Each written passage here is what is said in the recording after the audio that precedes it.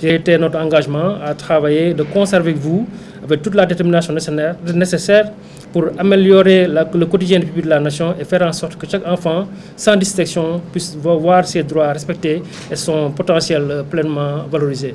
Ce sont les petits mots que je voulais adresser à la délégation du public de la nation déjà, et aussi aux confrères qui sont là, les membres du réseau, et puis tous les journalistes venus nous couvrir. Madame la directrice, merci et je vous laisse la parole. Je suis agréablement surprise parce que je pensais que ça allait être juste une rencontre formelle, simple. Mais en tout cas, merci beaucoup. Le discours que vous venez de tenir aussi me va droit au cœur. En tout cas, je vous remercie déjà pour l'accueil et l'importance que vous portez à cette journée. En tout cas, je suis vraiment touchée. En tout cas, il fallait que je vienne ici déjà vous rencontrer. Et lors de notre rencontre précédente, je vous avais dit personnellement que j'engagerai tous les moyens qu'il faut qu'on puisse travailler ensemble. Parce que nous savons que quand on a la petite enfance, surtout les couches vulnérables, nous pouvons mener beaucoup de batailles, mais sans la presse à nos côtés, qui est spécialisée dans le domaine de l'enfance, nous ne pouvons rien faire. Je vous l'avais rappelé aussi à vous que le cours de l'année 2025, nous avons plusieurs chantiers à relever ensemble. Ça veut dire le plaidoyer, ça veut dire élargir le champ d'action que l'Office a pour le moment en charge. Et nous ne pouvons le faire sans vous. Vous êtes, disons, les relais pour que nous puissions nous faire entendre, mais aussi que nous puissions aussi apporter de nouvelles solutions concernant en général la protection de l'enfance. Alors c'est tout à fait normal que je puisse venir ici vous rencontrer parce que vous faites partie des partenaires privilégiés que l'Office national des pupilles de la nation a.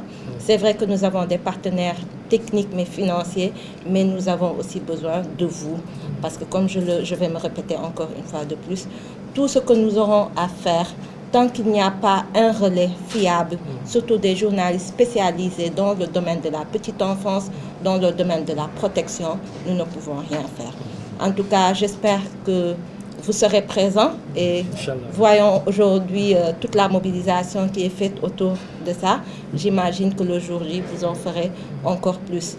Et au sortir de ça, je pense qu'au mois de janvier, Inch'Allah, il faut qu'on puisse établir un partenariat durable, mais aussi avec plusieurs points dont on fera le travail ensemble. Comme je l'ai dit tout à l'heure, c'est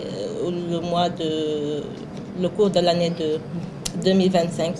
Il y a plusieurs plaidoyers que je veux mettre au devant de la scène. Et ça, je pense que il y aura des juristes, il y aura bien sûr aussi les anciens directeurs qui ont eu à diriger la structure, il y aura des personnalités remarquables, mais je pense que sans votre aide, on ne pourra pas arriver à grand-chose. En tout cas, merci beaucoup. Je tenais, comme vous l'avez dit, personnellement, venir vous remettre vos cartons d'invitation pour cette journée. Je rappelle que cette journée, elle n'a jamais été célébrée, c'est une première édition. Nous avons 72 récipiendaires dont nous voulons honorer. Certains ont eu leur bac, le BFM, l'entrant en 6e, les classes intermédiaires. Mais nous avons fait le choix aussi de porter 2 jeunes qui ont réussi dans leurs études supérieures. L'une a eu sa thèse, elle a soutenu sa thèse en doctorat. Le second, il a eu une mention très bien lors de sa présentation de son mémoire.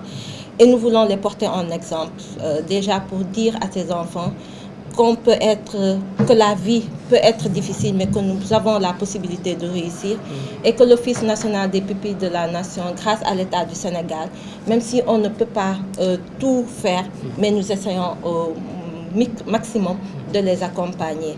Nous souhaitons aussi que le président de la République et le Premier ministre puissent assister à cette rencontre, tout en sachant que le parcours qu'ils ont eu à vivre ces 3 dernières années, qui sont un exemple de résilience, de croire en soi, de croire en ses convictions, mais aussi nous savons que tout ce que le projet de société que l'État du Sénégal porte en ce moment, la jeunesse est au cœur de ce projet de société.